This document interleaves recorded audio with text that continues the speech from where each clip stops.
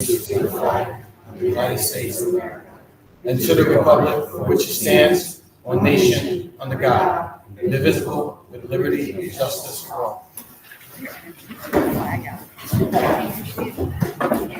Please note the exits in the room. Smoking is not permitted on school grounds, and please mute or turn off your cell phones. Thank you.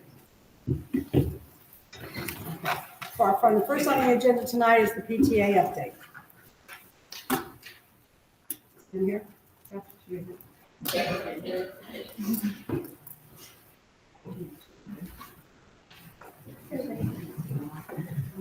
I'm here for anybody who doesn't know me, PTA president. We have had a busy month or so since I saw you guys last. So Otis fundraiser pickup went very well. It's the smoothest we've had in a long time. We raised about $14,000 for the PTA. Spirit store, we did a sweatpants order that was very well received. It was a little late coming in, so we're still working on getting those out. We also did a winter hat fundraiser type thing. So that was kind of low key because they came in really late, but we're hoping to do those again. We did order Spirit shirts this year early for all of the fifth graders that did not get an order in. PTA paid for those shirts so that they can get their special shirt and they'll have their names on the back of them. Holiday shop was a big success. This is the first year that we reached out to the community and parents for donations for Santa Bucks. So if you don't know what they are, Santa Bucks is money that we have provided in the past for kids who come with no money to shop. So we didn't know how much to expect, so we put it at $300, and the community blew it out of the water and gave us a little over $400 for that. So we're able to give a little bit more to the kids that didn't have money. Plus, we did have leftover money, so I think it was about 150 to 175 that we voted on to donate to the backpack program. So that will be going there. So if you donated, thank you very much. The kids really appreciated it, and so does the PTA. We did purchase new equipment. It's been a while in coming, but we bought a new printer just for PTA use. And then we also bought a collapsible wagon to help with carting stuff around. We have a glow bingo event going on at the elementary school next Thursday. We're kind of excited about this, and I hope the kids are too. So I'm hoping it'll go over well. If it does, we could do more in the future. So stay tuned for that. PTA is putting together a basket with a bunch of cards from the kids for Officer Lyons for a send-off because he is retiring this week, I believe. So they'll be receiving that. Still working on organizing the family fun and fitness, but we're going to be our first one will be Family Zumba with Kira Hare down in the elementary. We just have to set a date for that. PTA provided holiday survival bags to all teachers and staff in the schools at the break before break. And we have currently an Adirondack Thunder hockey fundraiser going on. More information will be coming out about that, but the game will be March 18th, I believe. And we're hoping to sell the tickets, and that it's a different kind of fundraiser that everybody can look forward to. So that is all I have. Any questions? Questions? Thank you.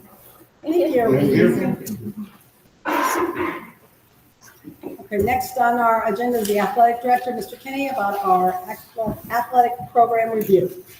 You mind if I take a seat here? Sure. Easier. First of all, thank you for having me tonight. I'll just start off just give you an update on the program from the fall to where we are now. All of our fall sports teams qualified for sectional play: boys soccer, girls soccer, volleyball, football, golf, and cross country. In golf, we had Ty Morris make it to the state qualifier round this year. Varsity volleyball, they won the Wasser League for the fourth straight year. Tim Oliver in cross country, he was the Wasser League champion. Girls soccer, they repeated as sectional and regional champions in Class C. They defeated Tuckahoe by the score of 1-0 to win their third state championship in 9 years. Since 2017, they've won 5 sectional titles, 5 regional titles, and 3 out of 5 state championship title games. Unified Bocce, this is the second year that we've had Unified Bocce. We've been doing it as a club team. Next year, we are looking to move into playing in the league that the section has. And we did it as a club team. We had 10 students participate. We used the courts down at the Italian Fraternal Society in Mechanicsville. Paul Festa gave us access to the courts and let us use them, anytime that we wanted to go down there. With this year, we did have matches set up with the kids. They went against teachers, they went against the cafeteria staff, and then we did do one competition against Waterford Half Moon, who has a team as well. So next year, when we move on to the league, we'll be playing against other schools. But the kids really enjoyed it. The adults that went down and played against them, you can see they enjoyed playing against the kids, and it was a good experience for everybody. So this year we will have 3 unified teams. We have the bocce, we have the bowling, which is going to be starting in a few weeks at the end of the month, and then also we have the unified basketball. Next, with in the fall too, we had some of our teams that qualified as scholar athlete teams. In order to do that, you have to have 75% of your roster at least 90% or above. We had volleyball with a 96.2, football with a 91.1, girls soccer with a 98.89, boys soccer with a 92.28, and then golf with a 94.11. We also had 52 individuals that qualified as scholar athletes. And again, with that, you have to have a 90 average or above. So, with that, it shows that our sports teams are doing well on the field as well as in the classroom. Looking at our fall numbers, our beds number, in which I have another page, you'll see that over the last several years it has been dropping, getting lower. Girls soccer, we had 15 on varsity, 13 on JV, 11 on our modified team. Boys soccer, actually our numbers were better this year. We had 15 on varsity. We haven't put the JV team out since 2019, but our modified level, we did have 19 kids participating this year. Football, we had 33. I believe I have that number correct at the JV and varsity level. We did start out with a JV, but due to some injuries and a couple kids deciding to not play anymore, we didn't finish our JV season. We had 22 kids at the start of the season for modified football. Cross country, we had 1 athlete at the varsity, we had 4 at the modified. Volleyball, we had 14 at the varsity, 14 at the JV, 20 at the modified, and then golf, we were at 16, and cheerleading, we were at 8. And this so far this year and the last couple of years, this year though, with the fall and with the winter season, I believe, with all these things, we haven't had any cuts, and that's due to the fact that our numbers are getting a little bit lower at the moment. We are going in a dip, and as you'll see in a few minutes, we will have an uptick again in a few years. But with the winter numbers, boys basketball, we're at 14, 12, and 24. We do have 2 teams, modified teams with boys basketball. Girls basketball, we have 9 on the varsity, 8 on the JV, 8 on the modified. Indoor track, we're at 19 for both the boys and the girls. Wrestling, just Stillwater kids, we have 19 boys, we have 4 girls wrestling. Bowling, we have 13 athletes. Cheerleading, we have 8 and 6, varsity and the JV. Alpine skiing, a combined number with Mechanicsville, we have 8. And then unified bowling, at the current, we have 8 students signed up for unified bowling. And then the next part I have there for you is just so you have to see how we've been rotating through uniforms to make sure that everybody's up to date on uniforms. And I have it from 2017, 18 up to the present into and next year we'll be looking at school year. We'll be looking at replacing modified boys and girls basketball, modified baseball, and then lacrosse. That's where we stand with uniforms. Just a quick thing. The athletics page on the website, any information you want to have, it's all there. The schedules, all the information is right there. Sports signups, that's all easy access on our website. All of our coaches are up to date with their certifications. All of our coaches that we have do have the proper certification in order to coach. All of our AEDs in the district this past year, last year, we We updated them throughout the district and the athletic department for our fall and winter season. We do have individual for those sports because a lot of them are outside. So we have, updated AEDs for them, and they're all functioning properly. We do check them monthly to make sure that the battery is working correctly and the pads and everything is in proper working order. Just a quick thing, and thank you to the community for passing the building project. We will have work starting hopefully this spring or the beginning of summer with the new fields out back. One thing that we're going to have to work with that, if it starts in June, hopefully that's the plan, it'll affect the fall season where we won't have those fields in the back, so we'll be down to one soccer field, which we'll have to do some adjustments to the schedule. And then also with practices, the teams are going to have to be really flexible because we lose that whole space where at times we have 3 or 4 soccer teams practicing out back there. We won't have that for the fall season, so we'll have to make some adjustments for that. That may mean potentially, I don't know if it can be done with the Legion field down there. We may have to, get some soccer goals down there, or, have some of the teams practice down there with some space down there as well. We do have Chapco secured for our home varsity and JV boys baseball games. Modified, they started a little bit later when the weather's a little bit better. And last year we had we got most of them in at the Legion field.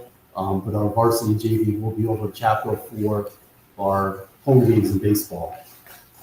And then the next page I have is just a copy of our beds number, which determines our classification from, I have it from 2018-19, and I have it projected out till 2030-31. Back in 2018-19, we were at 246. And as you can see, over those years, except with a dip in the middle there, we've been increasingly going or decreasingly steadily. Where this year we're at 212, next year we're at 207, and then projected out for the 27-28, we would be at 198 for our beds. And it still keeps us as a Class C school for all of our sports, with the exception of football, that currently they're in the Class D. And then if you look at it, the projection, you'll see that it does start an uptick with our current 6th grade, 5th grade, 4th grade. You can see down below the current enrollment, we are going to have an uptick in our beds number again, our classification. So we'll go back up to 207, and then 222, and then in 2030-31, we'll be back up to 262, which at that point, the state does adjust numbers, but that could put our sports teams back into Class B again, instead of in Class C. And it could vary for each sport. But, we are in a downslope in our enrollment. And, with those numbers, you can look at it, you can see, if you look at the fall from 2021-22, we had 274 kids participate in the fall. And you look at steadily went down this year, we have 228. And the same thing with, the winter, we were 182, then 213, 205, 205, and this year we're at 178. And then with the spring, and the spring is a little bit skewed because I have the year 21-22. That's when we were coming out of COVID. We were down to 161, and then it goes up to 214, 211, then down to 184. And I anticipate that our numbers this year for the spring will probably be down a little bit again, based on our enrollment. And all of our teams the last couple of years, have been struggling, and that's based on, the declining enrollment. But with that uptick, we should see that rise again in the, the next few years down the road. You have any questions or anything other than this? Or? What's the threshold? Do you know the number off the top of your head, what that threshold is for the beds? I was just curious. You said, with the increasing numbers for the future, we could potentially go back up to B. Is that a single number? Right now, currently, if we did girls basketball, I believe the number is 225, I think it is. Okay. That would put you up into the Bs. So it varies. So yeah, if you get up to 262, we definitely probably be a smaller B. Okay. Just curious. But I could find out how those. That's why I was just curious. Yes. A question on the football numbers for varsity. You said that you had 33 members. How many of the players were from Spa Catholic and how many were from Stillwater? With the varsity, I believe it was 7 or 8. The JV varsity was 7 or 8 this year.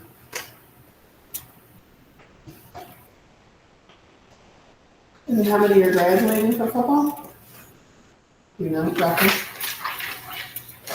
Total for top 13. Yes. Thanks. So that next year, if you want to talk about football, if we stay status quo with Stillwater, Spa Catholic, and coach can correct me on this number, we should be somewhere around, depending on if kids show up everywhere, between 29, 28, 30 kids, somewhere around there. Based on if kids come back and if a couple more jump on. So of And those with that 33, number, what's that? of those 33 kids, 7 or 8 of them were Spa Catholic kids? Spa Catholic would be 7, I believe. 7 7 of or 8, those yeah. 33? Yep. Okay. Joe, what is the projected timeline for that, finishing that field in the back? They start the spring. So the spring, the fall. Following spring, it's gonna take that long? I had just one other question. For any of the teams that don't field the JV team, if you do have kids that are in that kind of age group, are they able to play? Like, would they play up at that point? With our 9th graders, what we've done, that like with boys soccer, we had 3 9th graders that chose to go down and play on the modified. Because we can go to the league and say, hey, we're not having a JV. We have some 9th graders. You guys all agree, can these guys come down and play on the modified? And we had 3 of the 2 students do that this year. So there is that possibility that we can do that. And a lot of the schools in our league, just about everybody is having some 9th graders play down. Any more questions? John, do you have anything? No, I was just gonna add what you were asking about when it was done. New York State changed the classification a few years ago to try to balance out the divisions. Years ago, it was A, B, C, D, then it went 2A, 2AA. Now it's AAA, AA, A, B, C, D, and obviously each sport's different.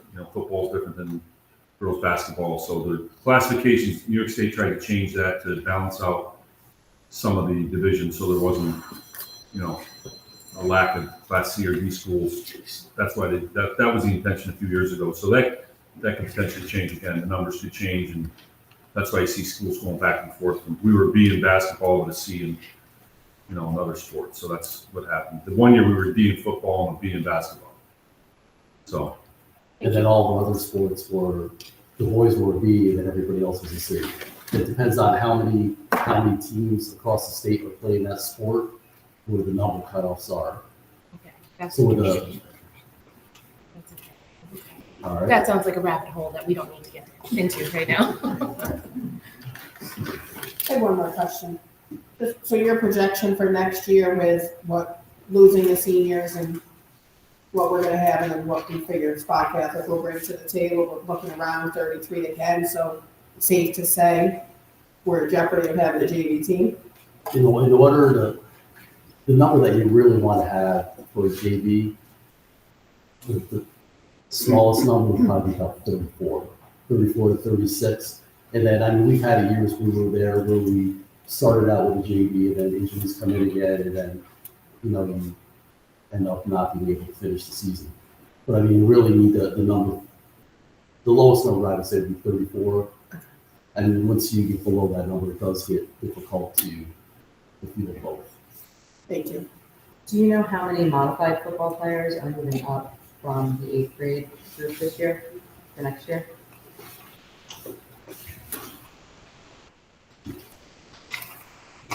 Based on in rosters change from the beginning of the season compared to the end of the season, the calculation I would have would be roughly around, it would be 12 in the current 7th grade, and then 9 in 6th grade, based on ones that played battle football, all that they decide to play.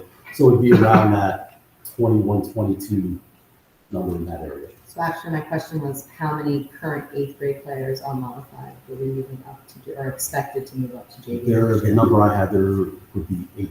Okay, thank you. And then it would be 2 from spot cap, would make it 10, it's somewhere in that range. And then while you're there, the one thing that makes football more difficult than the other sports is that with football, in order to be eligible to play a game, you have to have 16 eligible players. Where you could have, a girls softball game, you can start a game with 8. Baseball, you need 9 to start, but you can have a kid get injured and you can continue to play. Football has that higher number of 16, and if you fall below that 16, then you're not eligible to play the game of scrimmage. Any other questions? No? Thank you, Mike. Thanks. Okay. Next on our agenda is Mr. Ian Godfrey, our football program discussion.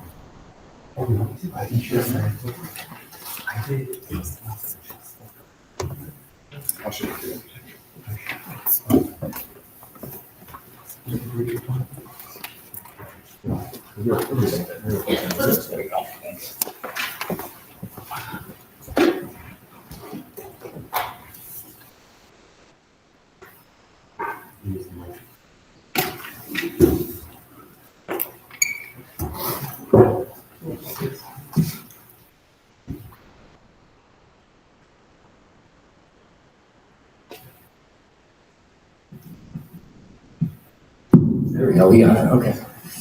All right, thank you, everybody. Good evening, President Masterson, members of the board, Superintendent Mariano, members of the community.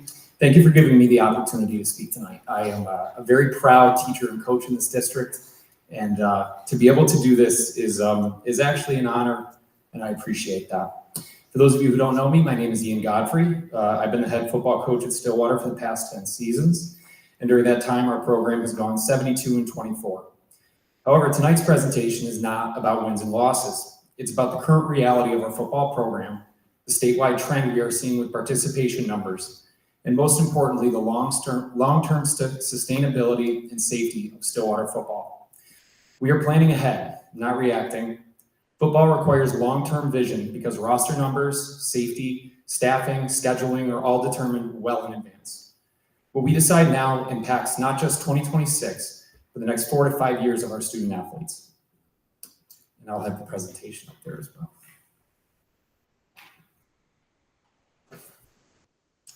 First, I'm going to share a bit of good news because it's a little in here. Found out today, Aiden Callahan was an honorable mention defensive back, New York State All-State selection, so congrats to Aiden.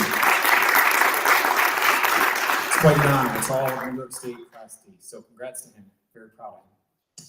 Okay, so I know Coach and I have our numbers that we've been putting together. My numbers, again, are based on the kids that played last year that are on the roster. I know there are a few kids that we've talked to in the school that are potentially coming back, but sometimes that doesn't necessarily work out that way.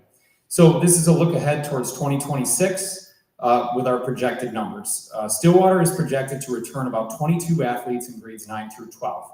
Saratoga Catholic is projected to return 6, possibly 7. That 7th student has not quite given me a confirmation at this point. That gives us about a combined 28 varsity eligible athletes. On paper, this meets the technical requirements of the state, but football is not played on paper. These numbers directly impact our practice structure, fatigue, player safety, which has been a major issue, and the ability to develop our younger players. To give you a little deeper look, this is kind of the story behind the numbers. We're currently experiencing really small upperclassmen numbers. Our seniors and our juniors combined for only 6, which is not a recipe for success. At the same time, we have larger sophomore and freshman classes, but it's creating a bottleneck where these younger players are going to be forced into varsity roles way earlier than ideal. It's just not sustainable long term, and I have a huge concern with injuries while also limiting our.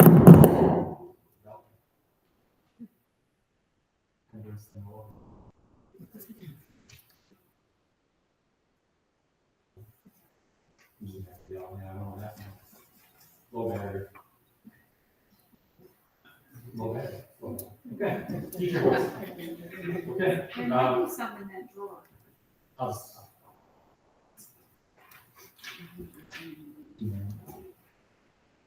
So our modified numbers at this point, again, these are all potential numbers because the 7th graders, I don't know of yet. They're in 6th grade, so they could play, they may not play. But we are projecting around 18 or 19 athletes total. Last year we started off with 22. That number dwindled very quickly due to injury, attrition. As my modified coaches can speak to, it is sometimes difficult to get those middle school kids there. But to be clear, what this means is that we are right at the threshold of putting this entire program at risk if we're only these 2 or 3 kids above the legal requirement. This level is the foundation of our program, and right now that is a really fragile foundation. So currently what I want to do is give you the 3 potential options that we are looking at as a program and as a school. Option 1 is Stillwater operating independently. With 22 projected athletes, this option is just simply not viable. There's no margin for injury, no ability to practice safely, no JV program, and significant concerns about fatigue and player safety. This option places student athletes at unnecessary risk and does not align with best practices in interscholastic football. Option 2 is our current situation, our current partnership with Saratoga Catholic, whom we have been partnered with the last few seasons. The first as just JV, the last as varsity. So those numbers I heard earlier were a combined number between Stillwater and Saratoga Catholic. While this does technically meet our minimum roster requirements, it does not solve our core issue. We would still, as of right now in 2026, we would not be able to field a JV team, limiting development for our younger players, and those younger players would be forced to play on the varsity. Last season, we canceled the final 3 JV games of our season due to insufficient numbers, and unfortunately that trend has continued, not improved. The third option provides a truly stable model. With 40 to 50 projected athletes between 3 schools of Stillwater, Mechanicsville, and Saratoga Catholic, we would be able to guarantee a full varsity schedule, build a full JV team, and build a strong modified program. This option improves safety, it allows appropriate skill level placement, and mirrors successful existing mergers we already have in lacrosse and wrestling. Importantly, Saratoga Catholic would remain included, and our classification would not be impacted. To give you an idea of our rosters, since I became the head coach, I didn't go any further back than that. But this is not a sudden issue, it's a trend. And it's not just here, that's for sure. We've gone from the mid-40s with our rosters my first year, having 43 Stillwater athletes, full JV, full varsity, to low 20s less than a decade later. The last 2 seasons required JV cancellations. 2024 was our first year of a merger with Saratoga Catholic. And once again, those athletes that we start with, as many may or may not know in football, that number never stays the same. It's generally always lower by the end of the year. It's a large commitment. And unfortunately, some athletes decide not to make that commitment.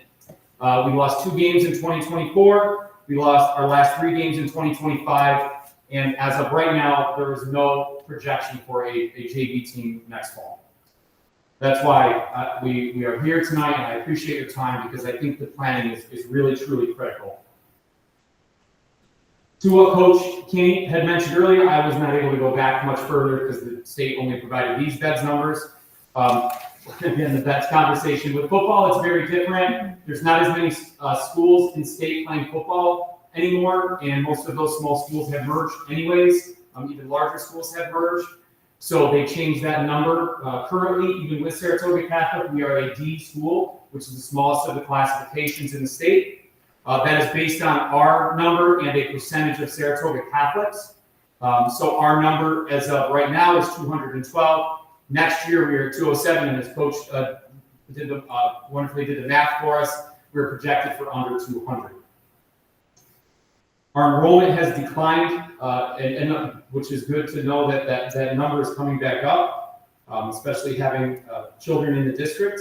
But this certainly has direct implications for sports that require high participation levels. I want to talk just a few things quickly about program sustainability, in football particularly. Roster size impacts everything. Safety, competitiveness, long-term viability. We are seeing small upper classes and lower larger classes at the moment, which means decisions today are going to affect those graduating cohorts. The question becomes, how do we structure the program so that it's not only thriving, but existing in 5 years? Talking about resource considerations in a merger, as I mentioned, we have been in a merger with Saratoga Catholic these past 2 seasons, but mergers require careful planning, facilities, transportation, equipment, administrative coordination, they all matter. However, these challenges are not new. We already manage them successfully in other merged sports.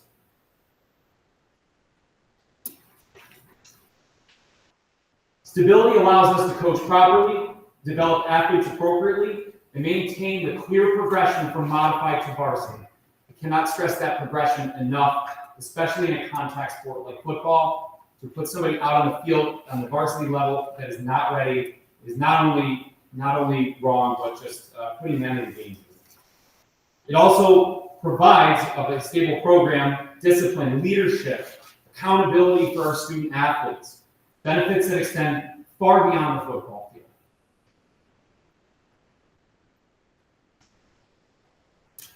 You know, the best part about this is that football remains a major point of pride in our communities and engagement. It's one of the highlights of the fall. A stable program not only does that, but it strengthens alumni connections, keeps traditions alive while adapting to modern realities. Being on the Section 2 football committee, I'm all too familiar with the trend that we are seeing not only in our size school districts, but larger school districts such as ours, who are merging to continue not only their football programs, but all 3 levels of those football programs. To end, the key question that I would like us all to consider is, what is the long-term vision for Stillwater football?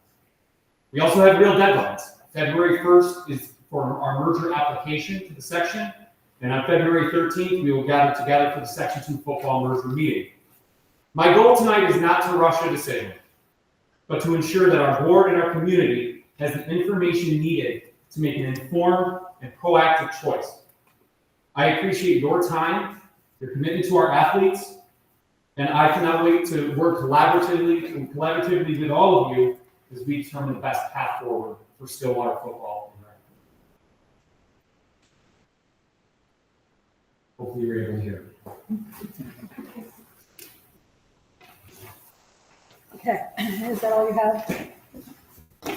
Okay. First of all, we're going to take questions from any of the board members that would like to ask questions of Mr. West or the superintendent or the athletic director. So does anybody have any questions? Oh, Mr. Humphrey. I have a question. Yes. What are you doing to strengthen recruitment of the younger players? Yeah, that's a great question. Myself, along with the other coaches that work as teachers in the district, I'd like to say there's probably not an athlete that walks by us without us asking the question of, hey, what do you do in the fall? Or, hey, the weight room's open, Coach Capuzzo's down there. So we really are doing as best a job as we can, considering the enrollment issues that we're facing, other issues and factors beyond our control of kids in general not participating in sports. I'm trying to recruit kids right now from my spring track team in modified. So it's constant year round. In football, if I'm being 100% honest, is a tough sell. I asked for 11 months out of the year. Training, summer workouts, 7-on-7s, team camps. It's a big ask. It's the biggest physical ask and mental ask that I'm asking them to make in high school. And those who played can certainly understand that.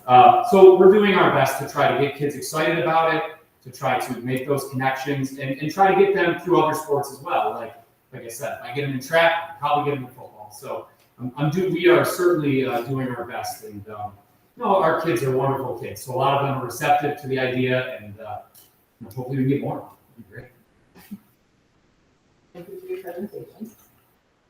What are we doing to engage the school that we're currently in?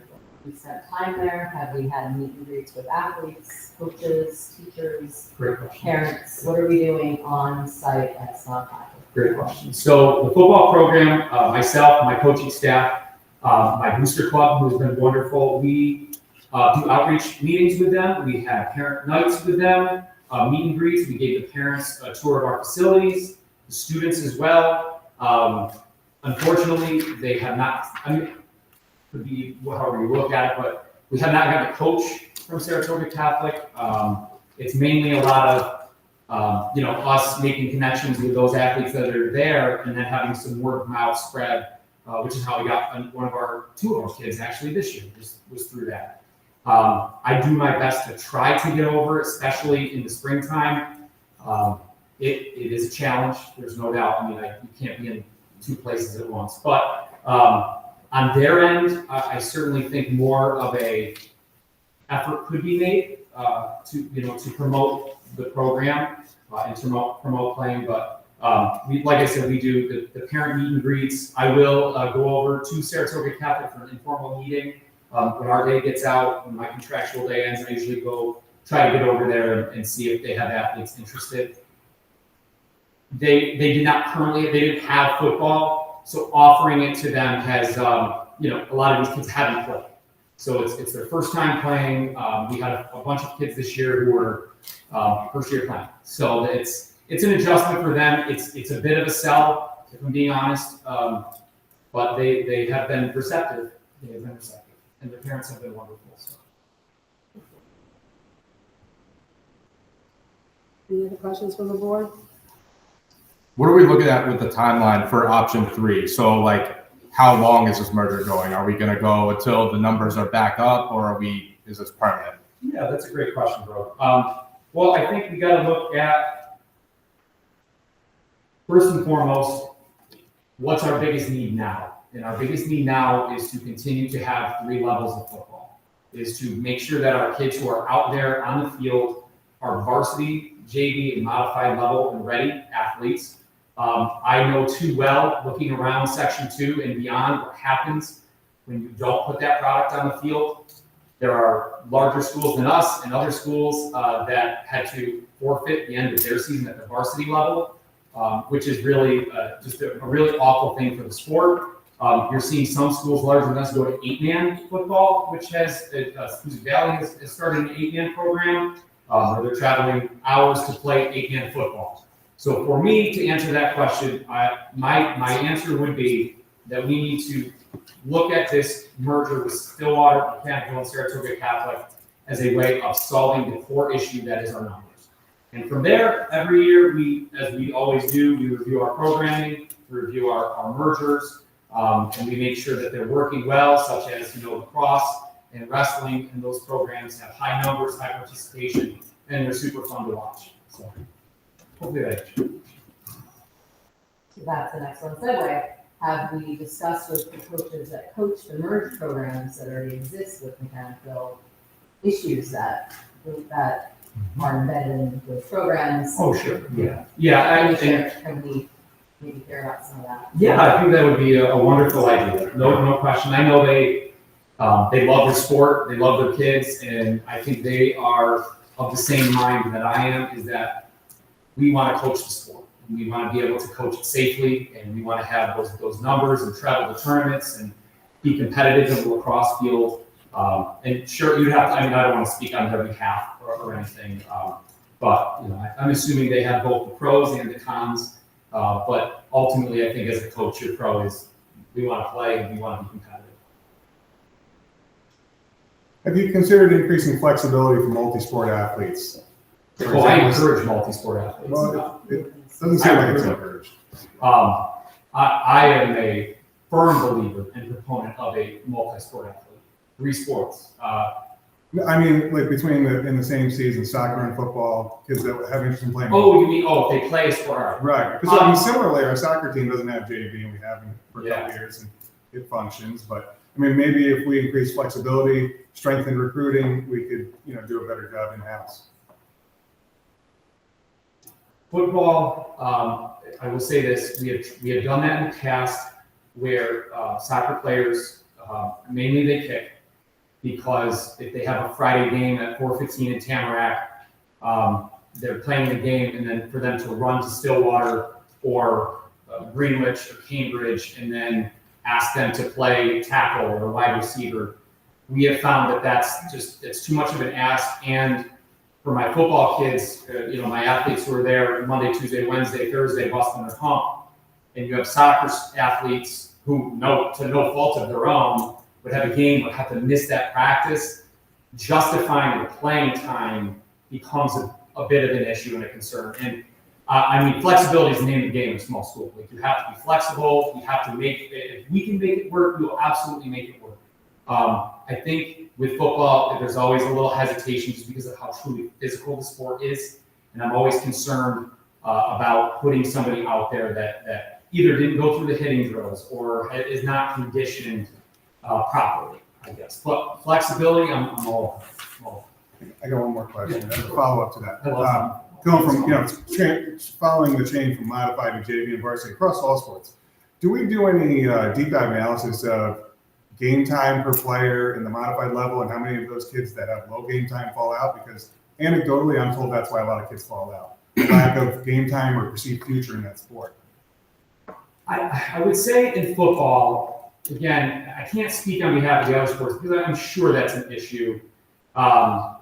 For football, it generally doesn't fall into that category. I think we see a lot of athletes who move up from the youth program who maybe see modified as like a step down, or who just want to take a year off and explore a different sport. Last year, I think when we ended up with 19 or 20 kids, they all play, and we do a 5th quarter in modified football for the most part. We have lights, so we're able to get most of those kids on the field. The biggest thing with modified, and I think our coaches did a wonderful job, is safety. Like putting the kid out there because there are some, this year I'll give you an example, not to take up everybody's time, but we played 2 different schools that brought freshmen down to the modified. So now you have a 9th grader playing against a 7th grader, which I don't think is developmentally appropriate at all. And it's up to the coach's discretion, because the official can't do anything. You don't for the freshman, so I don't know if that's necessarily it for football. I certainly think there are other things that can contribute to that. But I think playing time for football has been based on safety, competitiveness, and the other team that we're playing too, because there have been some really good teams and then some teams that we were able to get more of those kids out there. That's a good question. So the summarized answer was no. Yeah. Okay. Not football, yeah. I would say by and large. All right. Thank you. Yeah, of course. So I have some logistical questions for you. Let's do it.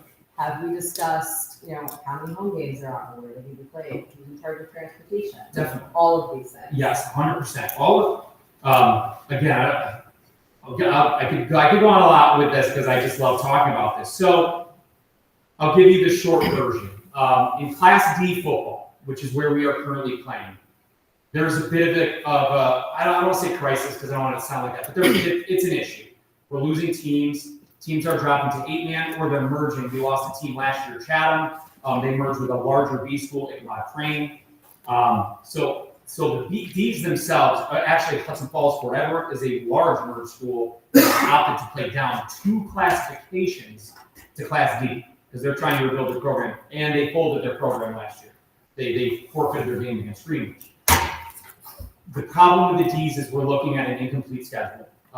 Last year, we didn't get a game. We lost a game at the end of the year. We were scheduled last year. How they do it is you get 7 games in the Ds, and it splits 4 and 3. And you do it every year, it flips. So this year, we were on the 4 end. So we had the 4 home games and 3 aways. Our week 0, I should call it week 1, is a non-league game because we're in the Ds. So we have to find our own opponent. So Mechanicville has been gracious enough that we have played them in week 1. We had really good games, and it had been our turn to host. So this year we ended up with 5, which was wonderful. Can't beat that. Next year in our rotation, we would be scheduled for 3 home games and 5 away games, because technically the week 1 game would transfer to Mechanicville if we were to play them in varsity. So to just kind of add more to that, more context, if the Mechanicville, Stillwater, Saratoga Catholic merger were to happen, our beds numbers would put us up into a Class B classification. That may seem a little intimidating. There's no question there are some really good teams. But what that does is it gives you a guaranteed schedule. There will be 12, potentially 13 Bs next year. In Section 2, we actually just had a meeting about this, and you would have a full schedule. So we would not have to worry, like we've done in the past, of is this team going to fold? Are we going to have enough to play, this team or that team? You get guaranteed games. So how it would probably work, my guess would be you're guaranteed 10 games. And last year we only got 9. The year before that, or 2 years ago, I think it was 8, or the year before the Dome. So it varies. If that were to happen, so we get 10 guaranteed games, they do their best to split it 5 and 5. So let's say you have 5 home games. You could have 6 because 2 teams in the Bs don't have a home field, so they play away. So you could have 6. You would try to split those evenly. Stillwater would host game 1, Mechanicville would host game 2, and it would kind of work like that. A 12-team playoff means you have playoffs, you have quarterfinals, semifinals, and Super Bowls. So you could actually, in theory, gain another game. So you could have anywhere from 3 home games to 4 home games in a season, which is kind of on par with what you get in Class D. Not to keep going, but JV, if this merger were to occur, last year we played JV scrimmages. They weren't games, they were scrimmages, and we barely had enough kids. I had to have juniors stand on the sideline who couldn't get into the game because you can't put them out there just to fulfill the 16 requirement. And this is with our current merger. But if the other one were to occur, where we were a 3-team merger, the JVs would have actual games. It would be scoreboards, score would be kept, announcers. We have the voice of Stillwater, Mechanicville, Stefano Gazzelli. You have officials, special teams, so kickoffs, kick returns. It's a game. Like you're not watching a scrimmage where the ball gets placed at the 35. You're watching an actual game. And there's playoffs beyond that. So if you were to have a successful season, you would play your own little JV Super Bowl, however you want to phrase it. So you could potentially add 5 more games, which considering last year we canceled 3 home games, so kind of just, a wash out there. Folks, thanks for coming. Yes. All right, a couple questions. I just need some clarification. Of course. Earlier, when we were talking about option 3, you said the classification would not be impacted, but then you're saying you would go to the. Oh, apologies for that. That was Saratoga Catholic. Okay. Because there's a little bit of a concern that if Saratoga Catholic were included, that would bump us up. That's not the case. They take a percentage of us. They would take all of Mechanicville's beds because they're the larger school, a percentage of ours, I think 40%, and then 40% of Saratoga Catholics. So it wouldn't impact, we wouldn't jump up out of the Bs. I apologize, I should have clarified that. So if we were to combine with Schuylerville, it would have the same impact because Mechanical has a higher bed score than Schuylerville. Yes. 329, Yeah. 327. Yeah, it would. Okay. I don't know exactly Schuylerville's number, Yeah, but I think we would still be over, because I believe the Class B cutoff is 401. Total is 401. Couple quick things here. So you talked a little bit about the, I think that somebody was alluding to how many games you would have at home, and you said the Class D schedule may not allow us to have many games because of the limited numbers, but that doesn't really have much to do with our numbers. That's just kind of the Class D schedule. Yeah, it's just kind of the way Class D is looking. We actually just lost a Class D team yesterday. Helderberg Valley, remember Helderberg? Yep. Jets had a strip sack against them. Helderberg Valley is joining Chalmont. Chalmont's a B, so we lost another one. I mean, I hate to say it in those terms, but we're currently down to 6 Class D schools. two of whom are gigantic question marks if they're going to field the team or what. Because there's a conversation about a triple merger up north that is looking at 8-man football this year. So, you and I spoke about this before, about like, what are we doing internally and, recruiting, obviously, it's an everyday thing. I spoke to you a little bit about what we could potentially do to help you to kind of revive some of the spirit. And obviously, I think that what I've learned is that a lot of kids had a good experience in battle, and then you kind of lose them through the modified program. And obviously, numbers are down the next couple of years, we'll be bouncing back. So when you talk about sustainability, when I think about sustainability, I think about, you talk about 5 or 6 years out, and that's easy. The next 3 years, how do we get through those next 3 years, right? So I think that's a good point.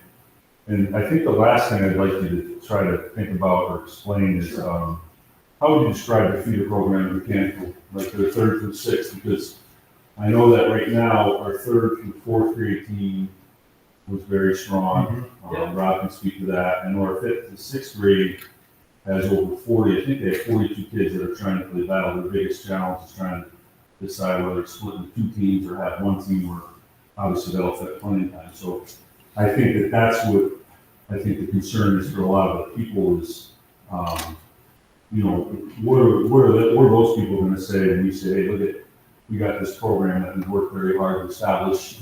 How would you describe your 3rd through 6th grade feeder program? Well, I would say to them that they have every right to ask that question. I think it's a great question. Right. I actually helped out this year with the young guys, and it's really great to see all of those numbers. I cannot speak to mechanic bills. I just can't. I'm totally invested in Stillwater football. I assume that they are doing their darndest to recruit as well.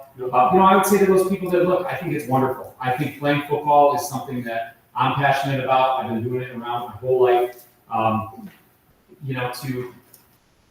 I hope that they stay. When you get to 7th, 8th, 9th, 10th, 11th, 12th, you understand things change, sports change, your priorities change. Not all of those kids continue to play. I mean, I've lost a good amount of kids that were battle lifers to other sports to no fault of their own. They just enjoy playing those other sports. So I'd say to those parents that have a concern about that look, you have every right to feel that way. I'm certainly proud of how we have established that youth program. It's been the reason, we have some of these great kids come through is because they played. The issue that we're facing right now is they're not, and we're not getting those numbers that have been traditionally.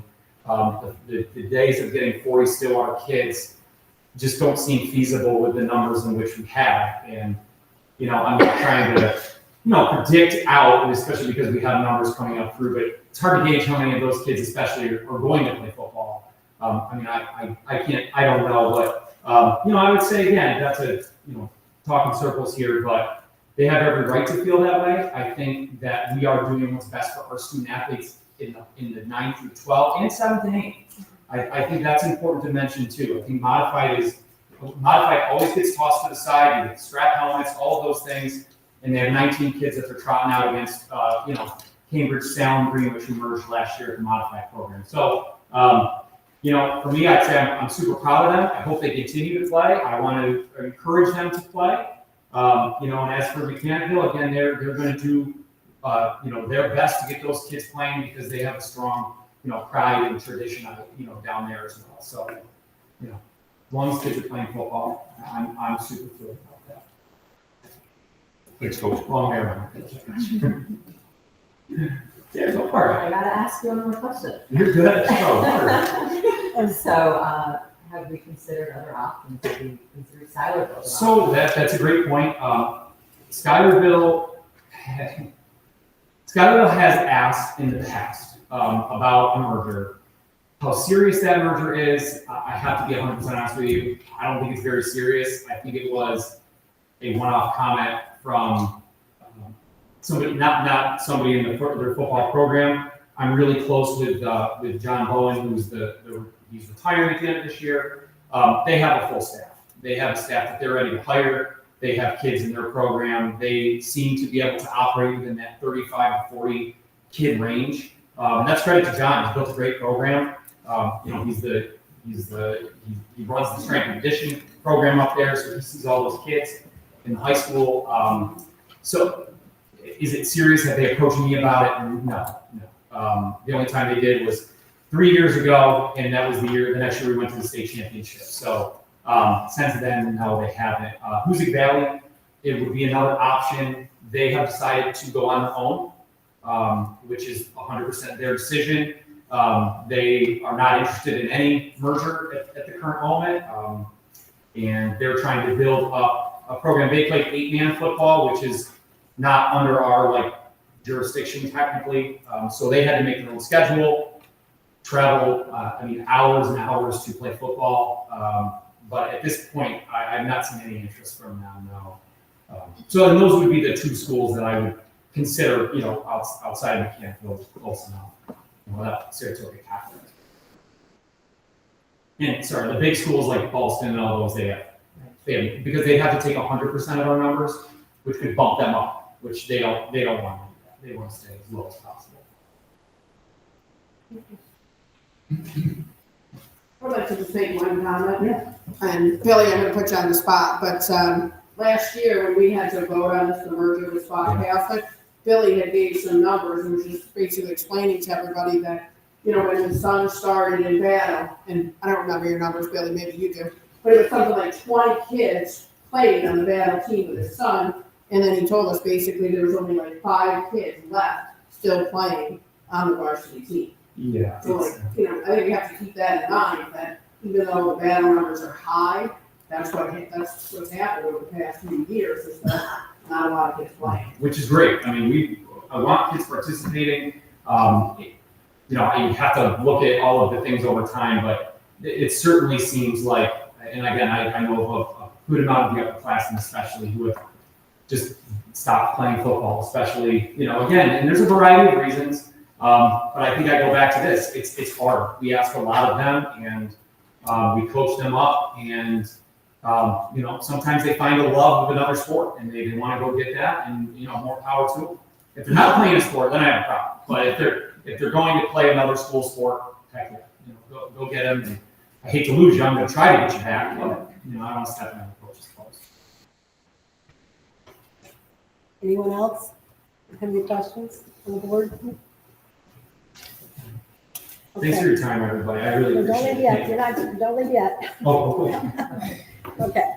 I'd like to thank everybody for joining us tonight. We're just going to start at the public comments part of our meeting, but I just have a quick reminder that from the board that we believe it's essential to hear your thoughts and concerns, and to make sure we have time to discuss your feedback and get input from the administration.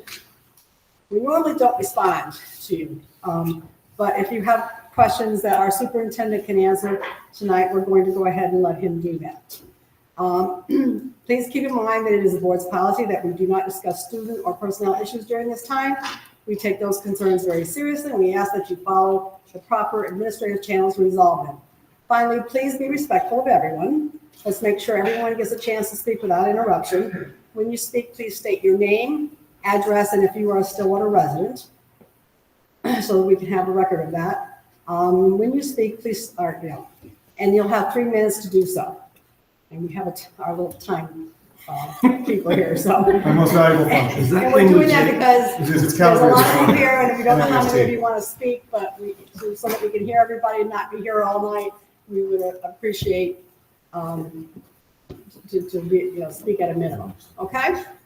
All right, at this point, if you would like to speak to the board, please raise your hand, and I'll have you come down here to the podium.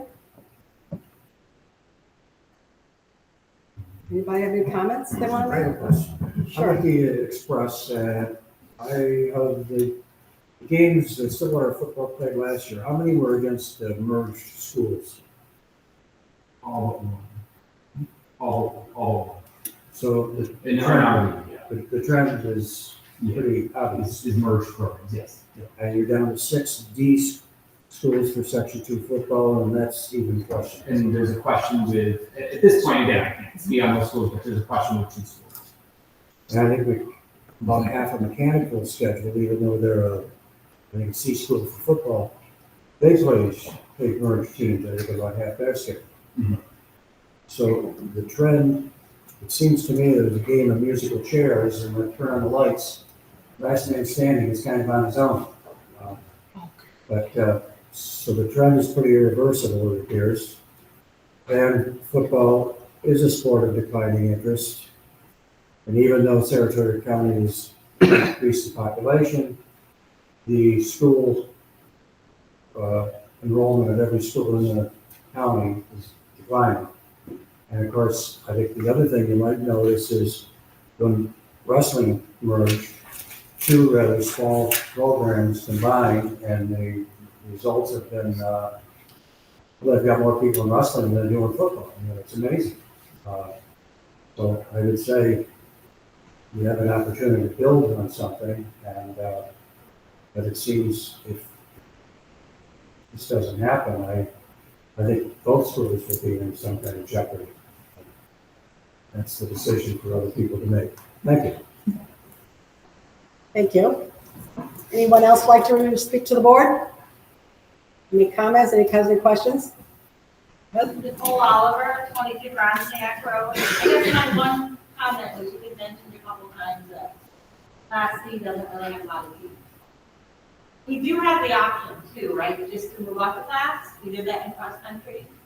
Yeah, you would, the issue you would see is, so if you do move up, like you said, with cross country this year, you stay up for a minimum of 2 years. Yeah. So you have to stay up in classification both next year and the year after. And the problem is we would be choosing to play up with our numbers being as low as they are, playing against larger schools in combined programs. But yeah, you always have that option. For football, I certainly wouldn't recommend it. Yes, you do have that option. And then we lost a lot of players at the JV level. We went out and talked to those players to understand what state them leaving for. Believe it or not, we actually had, in the beginning of the year, we would have had a JV team. We probably had at least 20 or 21. We had 3 to 4 kids move. In the beginning of the year, a couple went to Greenwich, they just went all over. And this was prior to the season even starting. So then it immediately put us on, put us on watch. And prior to that, I mean, we had been recruiting. Trust me, I'm calling a kid who is fixing a car at his uncle's house to get him to come here because we don't have 16, or we need him for practice. I've definitely spoken with some of those kids that have left. Some have family commitments. A couple of them have told me that they have to work, whether they are or not. I mean, that's of course their business, but generally we don't see them quit. We kind of see them quit in the beginning, and then that becomes the issue, and then we become really, really thin. And if you take those injuries like we took this year, we were a shell of ourselves. I think we finished with probably 11 kids that should have played JV. It was difficult. Yeah, that's good. Thank you. Yeah, of course. Go ahead. Matt, my phone, 170, Route 423, Stillwater resident. My family's been in this town since a long time ago, right? So there's been a huge rivalry between Mechanical and Stillwater. I graduated from Mechanical. And as far as Coach Godfrey put this up and presented it to us, it looks like we won't have a program where we'll be an 8-man football team by the time my son and my second son can make it to be a JV, modified JV or varsity player. And I mean, I don't want to sit and watch JV scrimmages. I want to see JV games. I want my kids to play. I want them to play safe. And if it means bringing kids in from another community, I mean, crap, half the kids that go to Mechanical live in Stillwater. Live at the town lines. The town lines go all the way to Violet Avenue. All those kids go to Stillwater anywhere. Mechanical anywhere. They live in Stillwater. So it's an inevitable thing. I think that's going to happen eventually. Might as well get your hands into a team that's worth getting your hands into it versus having to pick from the bottom of the head. So that's my opinion. Thank you. Go ahead. Hi, Margaret Clark, 20 Dicklands Road. I'm a parent of a child in Stillwater. A couple of things. One thing that Mr. Payson said that I do definitely think should be evaluated and considered is having conversations, looking at what playing time looked like during modified to see if they go into JV. I think the comment about bottom of the barrel, I think you're given kids and you can either grow them or you can't. And I'm a firm believer that Stillwater has a phenomenal community, and nothing against mechanical at all, but I moved to Stillwater from mechanical to be part of the Stillwater community. And against my friends from mechanical, I love you, love lacrosse. But it comes down to the fact that I think that admitting failure, that we can't recruit kids, is a real problem. I think that I also think that you should expand and possibly go farther out to find teams to play, especially if we're going to be sharing costs with mechanical. I think that, I think that our kids that I'm raising, my other friends up here, I think it's a lot to ask them to have to be in competition with these kids for the last however many years, to then turn around and have them be a teammate of theirs, and then possibly lose their spot on a team or playing time to them. And I think that should be really evaluated about community spirit. And that's all I have to say. Thank you for really giving me the opportunity. And thank you for everything you've done for the community. That meant a lot. Thank you. You're okay. You're okay. Anyone else? Yes, sir. I had to piggyback off of that. Dave Gutman, 8 Clubhouse Court, Stillwater resident. First, Coach Godfrey, tremendous job. That was really well done. Put a lot of thought into it. Presented very, very well. I just want to mention one thing. It's kind of an intangible that I'm not hearing anyone talk about. I just want it to be considered by those involved in the decision-making process. We have 2 kids who play football, so we're invested in the program, but you might lose kids that are existing players on either team that may not be thrilled about the idea of a merger, to piggyback off that comment there, about being bitter rivals and competitors for so long. So, not offering an opinion either way, just consider that as part of this whole thing. You may have kids that are enthusiastic about football now and are in the program that, they're growing up, they have minds of their own, right? They have opinions, strong either way. You may not be too thrilled about the merger, and might lose some kids in the fall. So just think about that in the grand scheme of things, and not verbalize that. Thank you. Anyone else? This is your chance. Go ahead. Hi, Ashley Godfrey, 7 Clubhouse Court. Coach told me to try to be quiet today. But I just wanted to attest to the recruitment that's gone on for the past 10 plus years. He's been a coach at this school. He loves Stillwater. He loves these kids. He's a 7th grade social studies teacher. He's talking to these kids every single day. He's doing everything he can, taking him out of my home to try to get these kids to play because of the love of the sport. So if you don't think he's recruiting and trying everything in his power to get Stillwater kids playing, he truly is. So I just appreciate all of you for hearing this out and trying to give all of these kids from modified up a chance to play this awesome sport. Okay, anybody else? Going once, twice? Okay, we're done. Thank you all for coming out tonight.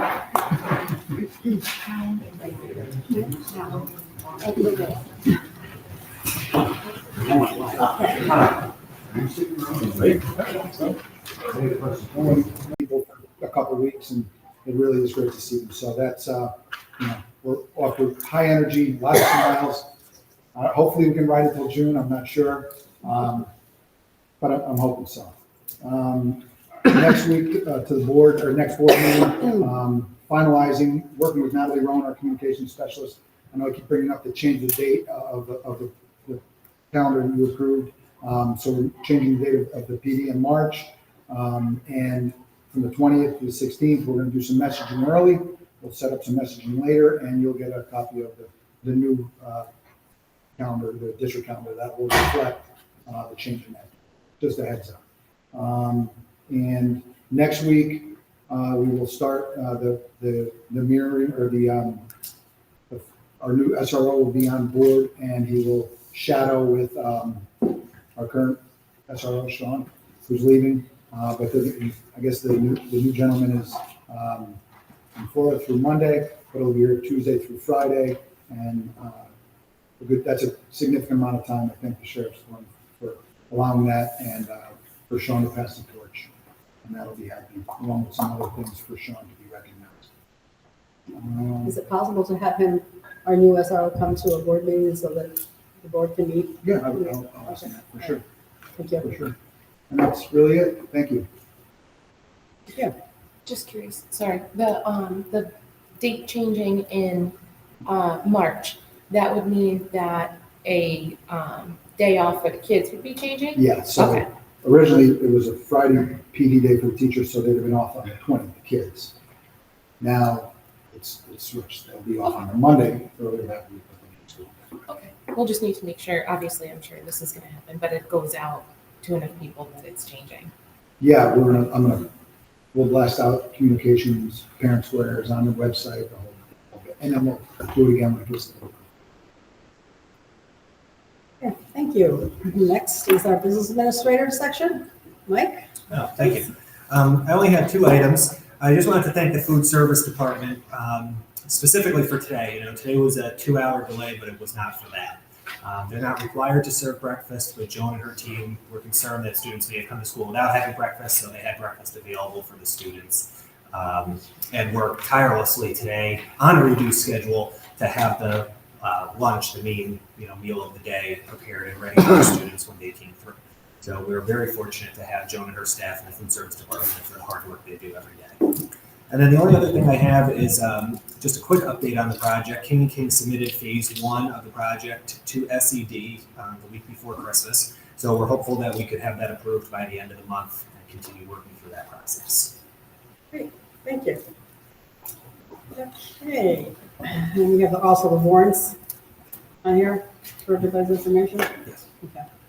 All right, next is our student board member, Marie.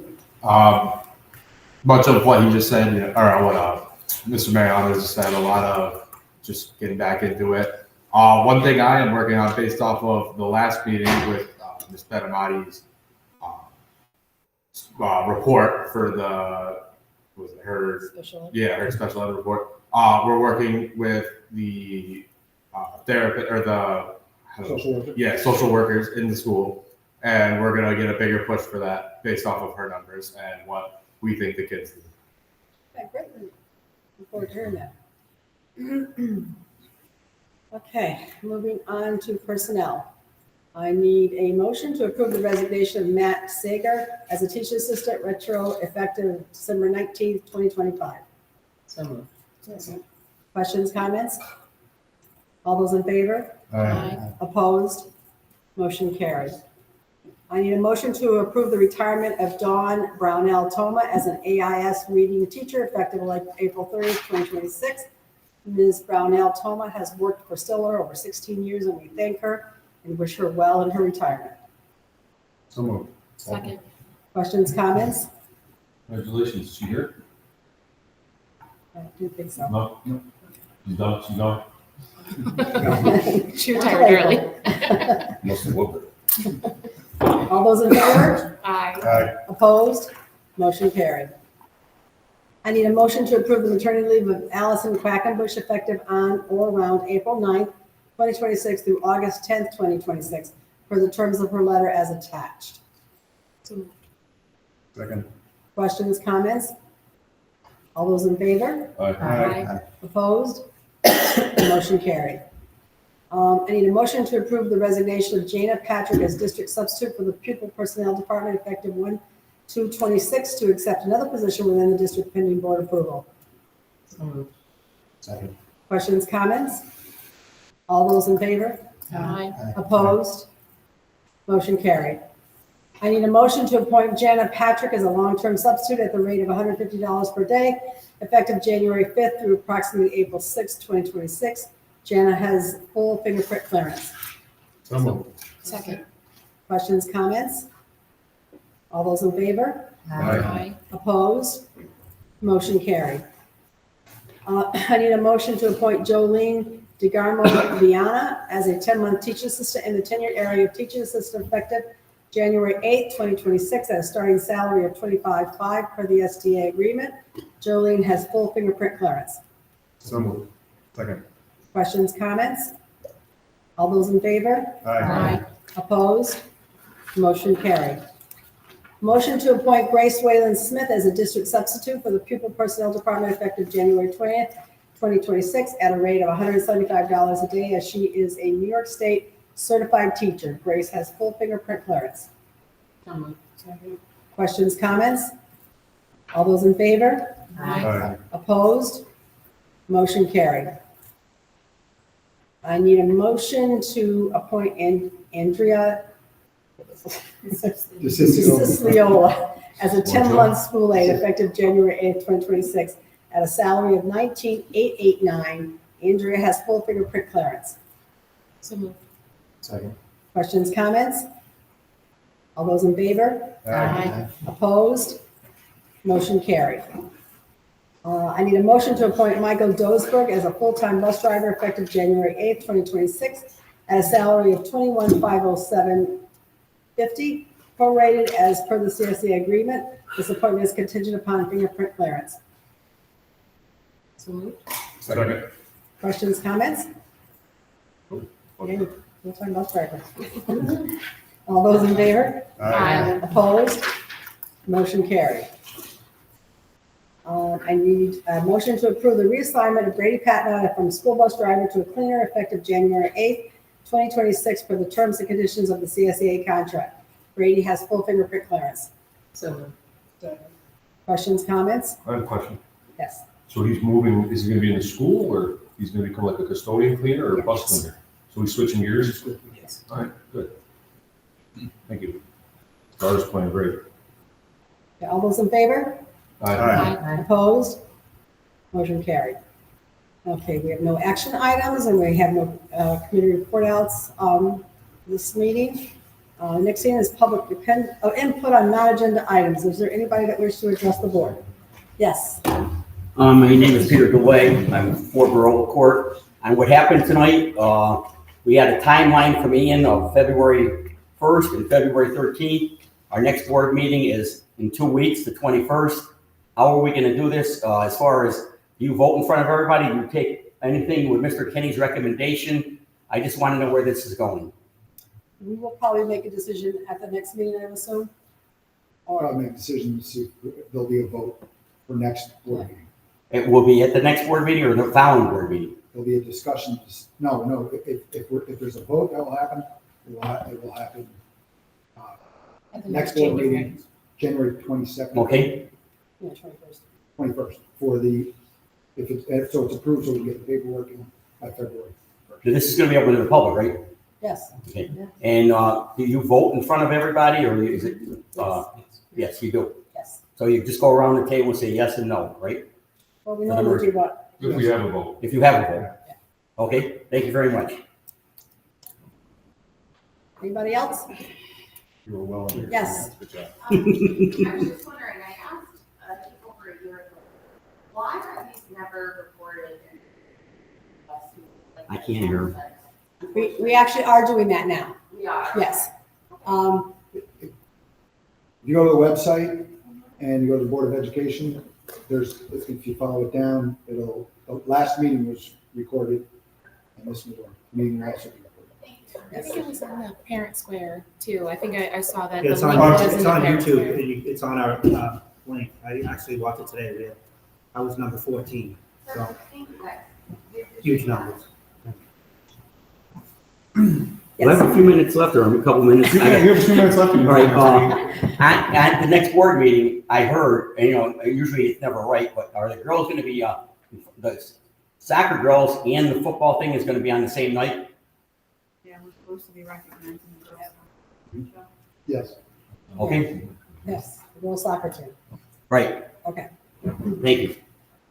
Anyone else? Forget him. You have 1 minute left. Nope. I'm good. Okay, sure. Go back up. Okay. Save that time? 1 minute 36. That's good. Wait back that time? You can. Thank you. Okay, moving on, board items of interest. Anyone have anything? I have one quick one, sorry, it's gonna be quick, it's not gonna be dramatic. I had a kid, two things, one, I had a guy approach me about, if we can do a wrestling club in the off season, can they go into the gym? There's kids that wanna continue to wrestle, I guess. And I said, it's all about availability of gym space and that sort of thing, so I just said I'd bring it up. I was talking to Steve about that. Kids in our program? Yeah. Yeah, his son is in the program. I don't even know the guy's name. He hit me up, Stuart, so. I don't know what his deal is. Yeah, that would have to be supervision too. Well, that would, to me, that's, yes, I think that's like our coaches do out of season stuff. Yeah, maybe OC's gonna come to with that, that's as far as I'm Yeah, taking. and that's what I was saying, get into the OC and a lot of conversation. But yeah, they'd have the coaches register. Thank you. Okay, anybody else? Resident wanted me to ask, 2 quick questions. I don't know if this is too financial or whatever, but, can the school board provide evidence to each property owner of the amount their house was appraised for? That's something I think the town would do, but I told them that I would ask. And then, will there be a ledger or expense listing for the 26 million, the $31 million capital project? I don't know where the number comes from. The residents can know exactly where the money's been spent. I think we already do that. I think we show where every nickel goes in our school. Yeah, the warrants are attached to every Yeah. board agenda. It's kind of scary today looking at the warrants for the survey. Usually the survey is, $1,000, 25,200 for us. So $25,200 for a survey. Seems excessive, but looking at the numbers that, some people look at, kind of with a red flag for me. Kind of 25,200 on a survey. I will, I'll pull that invoice and I will report back to the board.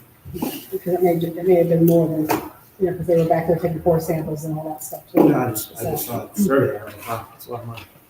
Sarah? I just had one comment. So I think most people, when you get the school tax thing, I know we get a copy of it and it says your value on it. Yeah. So I don't know if we can relay that back to whoever, but it should be right on it, I think, what the value is assessed Yeah. at. Or they could call it town. Yeah, I thought it was more of a town question, but, this is what. They want to know what their assessment is? Yeah, they said they want to know.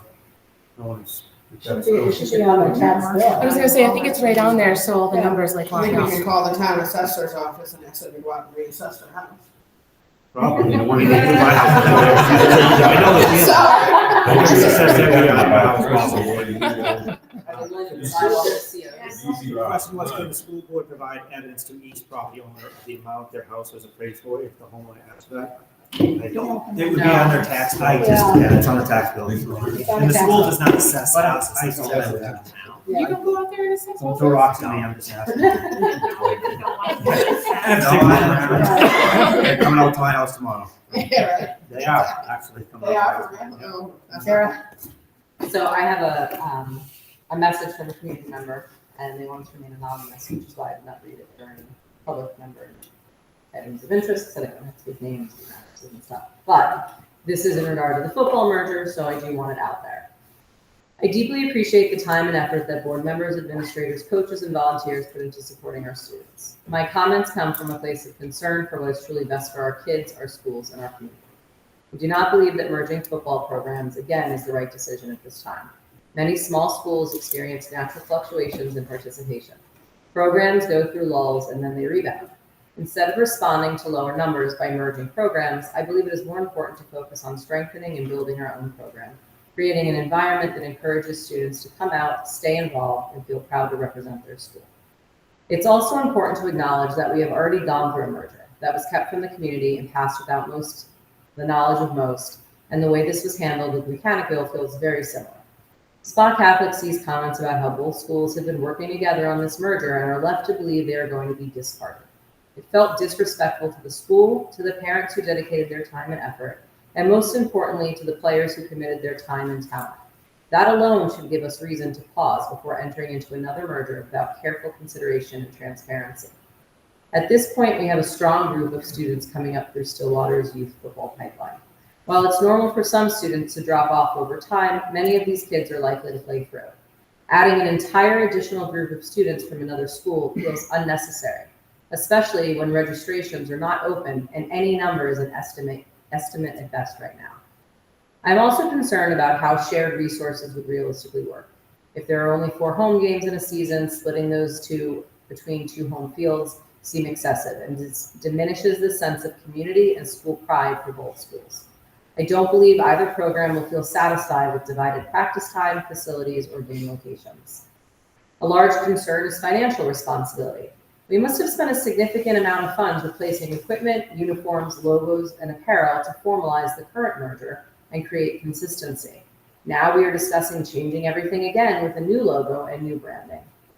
Beyond that, we would be adding transportation expenses, additional bus routes and drivers to move students between schools for practices.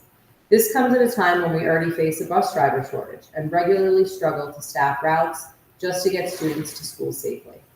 Adding more strain to that system does not seem cost-effective or practical. Before making another major decision, I believe we should slow down. Our focus should be on operating our program efficiently, safely, and responsibly for the children already in our district. CERN Community Member. Thank you. Well, just to let most of the board know, I was contacted by the board president for mechanical. 6 o'clock Sunday morning. I got a long text from him. And so he has been communicating with me about this merger. And, you know, he sent me a post that they put on Facebook, and I guess his wife has posted, this is back the merger or something, you know, and it's got a Stillwater football helmet and all this other stuff, you know, with the new logo. So I said to him, you know, that this is a board decision. You know, we did not hear about this, at least I didn't hear about it or know about it until the last meeting. So, you know, we would be listening to the community and we would be making a discussion, and, you know, the decision would be ours as to what we were going to, how we would move forward. And that was basically it. But he continues to, you know, send me text messages and try to, you know, persuade. Maybe you'd be more open to it if you sent them later. I know. It was like texting me at 6 o'clock in the morning. He did say to me he was an early riser, but anyway. So I just wanted everyone to know that you know, I guess there's been a lot of trying to push. Social media driven. Yes. Yes, and that's what we're doing. Yeah. That's what's going on. And that the comment I had for the guy in the Express, which I probably shouldn't have said, but I said, it's interesting that our girls won their 3rd state championship and ended up in the back of the Express. And his response was, well, where should they have been? I said, what'd you think about it? So he didn't like that. But once again, that Express article was purchased by somebody. Mm-hmm. And it's interesting to see the similar comments on Facebook. If you've got to compare that to, and I'll have some more information to share at some point in time with the board. Well, I just want to let like the last message I got from him was, you know, I had told him that we were having a meeting tonight. And we were going to have, you know, let the public comment. But evidently there was a rumor that there was a 4-4 split vote. And, you know, I don't know where all of it came from. And I said, well, I'm sorry, but that's not true. And, you know, we haven't even had a meeting yet. Well, it's on Facebook, it's true, right? So anyway, so I just want to let everybody know that, you know, Sorry. I have had, you know, conversations with him, but I just basically said to him, you know, this will be something that we will discuss and you know, we will make the decision. It's my observation that this kind of went a little bit backwards. It seems like Yeah. we should have gotten board temperature on this before we developed plans and launched a social media campaign. To me, it seems like it went absolutely in reverse. Right. Yep, you're absolutely right. So. And to me, I think that's indicative of what we're being pushed toward, and that's a problem. Yeah. So the way this was handled is very indicative of the community we would be merging with. And I just have a problem with that. So. You know, and my concern, you know, I've been in this district for a long time, and my. How long? You know, my kids, you know, they were here, you know, playing sports and, you know, had the rivals and all that other good stuff. What we need to do what's in the best interest of our students, you know, and make sure that our kids, you know, feel comfortable with what we're doing and how we're doing it. And For me, I would like to get feedback from our students, our football kids. Do you have any on this? Not to put you on the spot. So personally, I think I would rather be combined with Mechanicsville than not have football at all. But I asked that specific question about the timeline because I personally, and I've talked to a lot of the football kids who said if we combine Mechanicsville, I'm not playing. Like we would lose kids by merging. Yeah. See, I take the premise that we wouldn't have a program as a false premise, right? I mean, we have schools our size that are doing a great job, with high numbers. So the recruiting is possible. I've told this story to a couple of people. I personally, senior year, my math teacher was a football coach. He recruited me. I played 5 minutes of 2 games. I actually went down and played some JV games just to get some game time. But I was appreciated. I felt it was the best thing I ever did. It gave me incredible personal tenacity, and I would hate for anybody to miss out on that. I think both schools ultimately, in an ideal situation, would want their own teams and to drive that. So let's look at fixing the problem versus an alternative solution that doesn't get to the root cause. That's my personal opinion on it. Oh, no, I was just gonna comment on, going back to how it seems a little backwards. I feel like, I don't know, but, if we had known about it sooner, because the deadline is encroaching, obviously, so it does feel very rushed, and especially for community members, it feels very rushed. And there was a comment somewhere that there have been conversations for 4 months. Well, not with first us. I hear it, Yeah. and that's my problem. Yeah. I saw, I'm not on the board or anything, but I saw 8 months. You got kidding me. No. And as a football athlete, I only recently heard about this maybe a month ago. There have been talks, like this wasn't even a thought in my mind of like merging. You heard it a month before us. Yes. I've heard about it. Of course you did, Daryl. That's also with a mother who's friends with all the board members on Mechanicsville's football team and who's a board member for our football team. So Well, that goes back to the process Mr. Hazen was pointing out. They did it backwards. Like if there's clandestine meetings and conversations, and could be the greatest idea. You don't think there's people out there having meetings about or wisdom curriculum and every other thing, right? So, but the conversation should have started, if it was an idea amongst the coaches or the ADs, probably should came superintendents, and then we would bring this to the board. Right.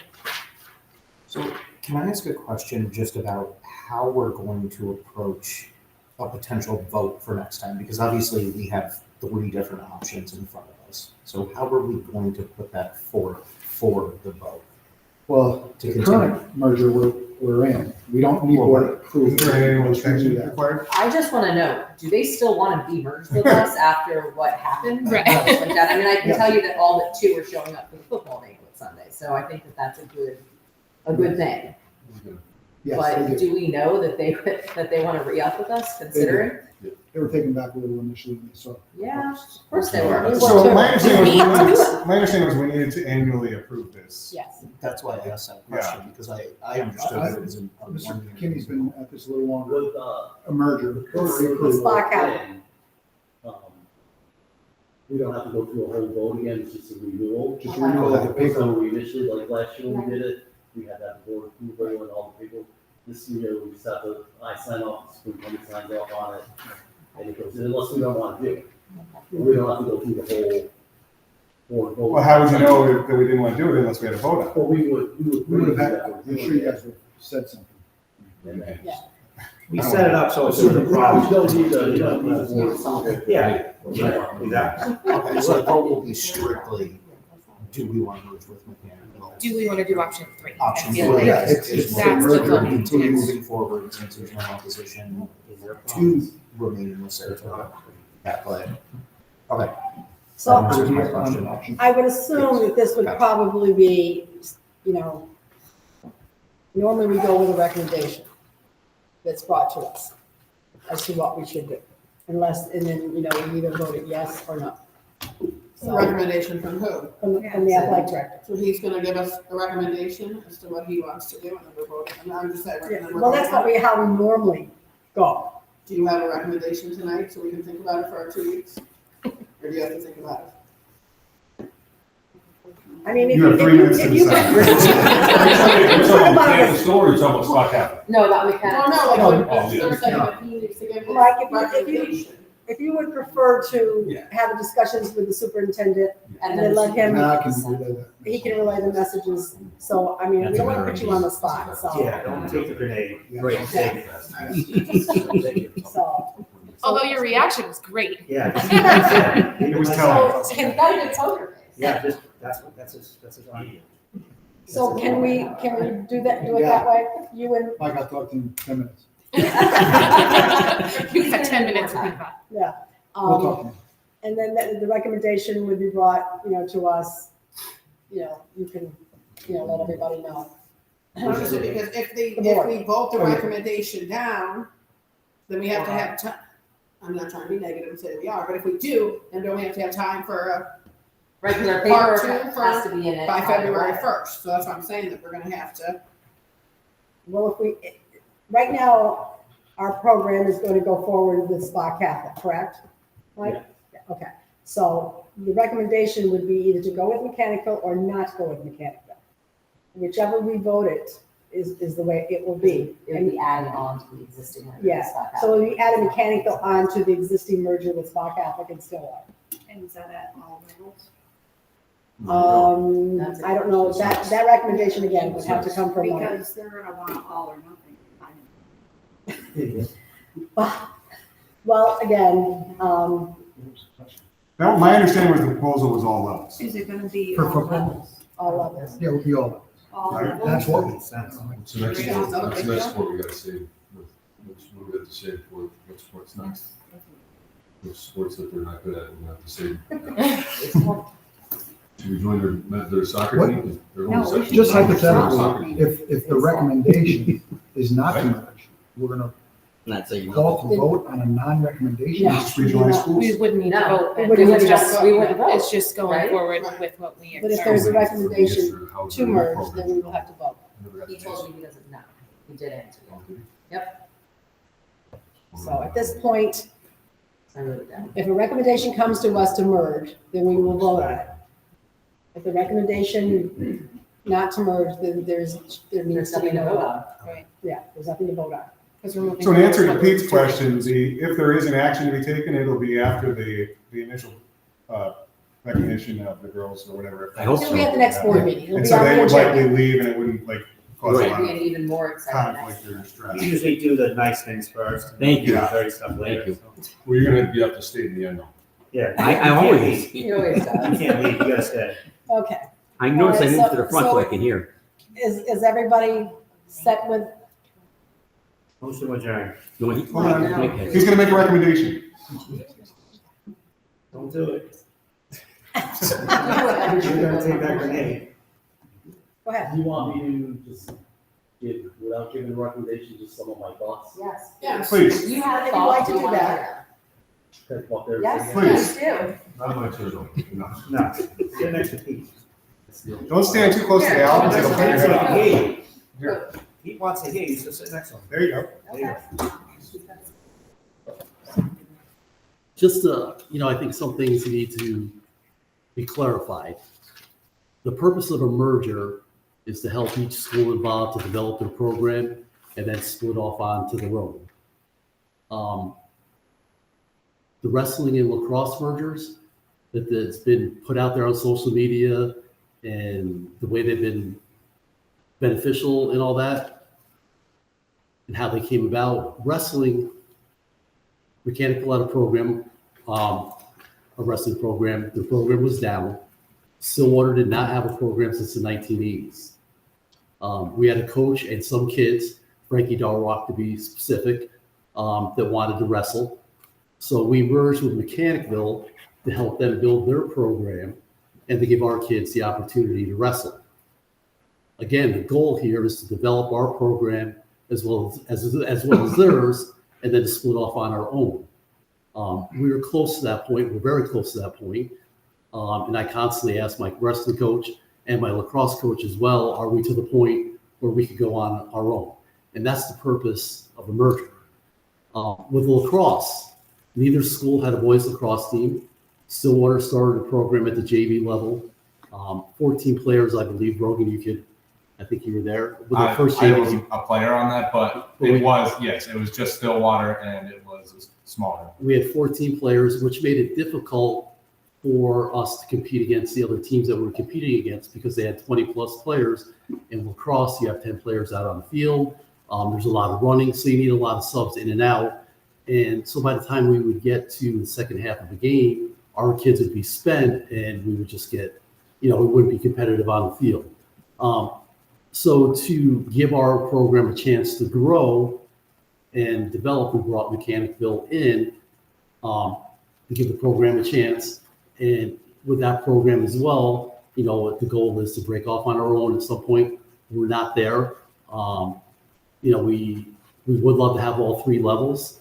We haven't put the 3 levels out there consistently yet. Projected for this year, we're probably only putting out a varsity and a modified. We probably won't have enough again for a JV. With the alpine skiing, that's an individual sport. We're merged with Mechanicville for them. They didn't have a coach. They had some kids that were interested in skiing. We brought them on, and we split some of the costs with them, and we give their kids the opportunity to participate. So, the way the mergers were put out there, there's a misconception, that you're out there to build a superpower. That's not what a merger is about. A merger is about to develop programs so they can go off on their own and split. So I just wanted to get that one misconception out there about the mergers. And again, the purpose of the merger is to help each school involved develop their own program, then split off on their own and consistently. I asked the coaches. One of the big red flags that I have is with Mechanicville. They have a beds number of 332, and put in by the Express. They're saying the last 10 years populations have gone down. Their population has gone down by 59 kids. If you read the article, the numbers that he gave. If we had a beds number of 332 kids, we wouldn't even be thinking about it. Wouldn't even come across our minds. And their published rosters that I saw beginning of the year, I understand numbers in the beginning to the end, they change, but at the varsity level, they had 26 kids. JV level, 22 different kids. Modified, 27 kids. So they're fielding 3 full teams on their own. Why are they asking to merge? To me, that's a red flag. You can figure out what that red flag is. But to me, it's a red flag. Why do they need another school? Our situation, our numbers are going down. We brought Spot Catholic in 2 years ago to keep our identity because that's what we wanted to do. And that's the way we sold it as when we were here before. And I think that's important for us to keep our identity. Once you make that move, that identity is gone. And will you ever get it back? I'm not sure. I'm not a resident of Stillwater. I don't live in Stillwater, but I've been here for 30 plus years. And, with the Warriors going away, I constantly get people, not happy with that. Now if football is, a big program in the school, pride and all that, if you take that away, so soon I think you're taking another part of the community's pride and the school away. Some of the other things that come to mind, they talk about in their article that was out there, how great the mergers are going and, everything works out well. But that's not always true. There are transportation issues. I'm not sure if all of you know this, but with the wrestling, usually 4 days out of the week, we drop our bowlers off if they're practicing down in Mechanicville at the lanes or if they have a match, and then we pick up the wrestlers so they get back here because they don't have a ride to get the wrestlers up here to practice. The program started out, they were the lead school. We started out down there. Now everything is held here because they don't have a space down there. But yet they're still the lead school that we're doing everything. So, there's transportation problems. Then you would have the games, which was mentioned. practices, where are you going to have the practices? We have issues with, coach wanted to start at 3:30, his wrestling practices, but we don't get the kids up here sometimes till 4 o'clock, especially on the days that we can't do it. They get the transfer so that you have that kids back and forth. You're going to have uniforms. We just spent $16,000 on new uniforms. That's a concern. Equipment. We have our equipment. They have equipment. How is the mixing of that equipment going to go? The cost, cheerleading squads. Are we going to combine cheerleading squads? So you have those issues. I already mentioned, the identity. We merged the spa to keep the identity. What happens to the spa kids? I see that they adjusted their thing to include the spa kids. I think which would be a good thing because we don't want to, we use them for 2 years and just throw them to the side. The culture.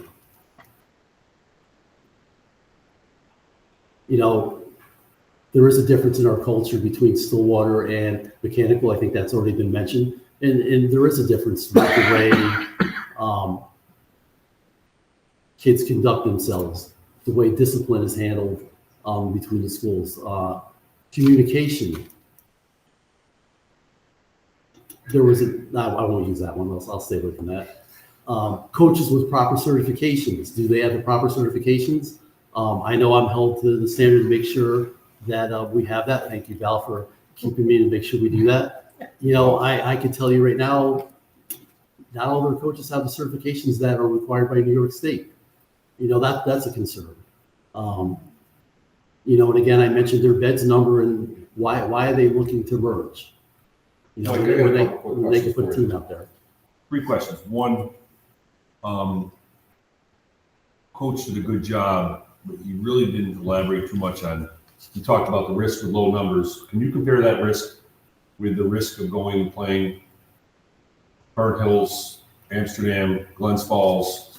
What's the risk? Is there a bigger risk than going up there and getting shellacked by 50 and having that experience? Yeah, if we go up to the Bs, the teams that we'd be competing against would be Averill Park, Gloversville, Green Tech, Lansingburg, Gahoe, Shalamont, Ravina, Glens Falls, Ichabod Crane, Chatham. They're up there now because they merged. Scotia Glenville. So I mean, it's going to be different competition, tougher competition. Do you think that could dissuade kids from wanting to play football after that year of experience of going 0-8 and getting pounded every game? That probably could, yes. And and I think this concern has already been mentioned. I believe in a couple community members have said it in the email that was read. We do merge. We're going to have some kids that we're on our own. We're getting some playing time. You merge with a bigger school, more kids. Now those kids may not be getting that playing time.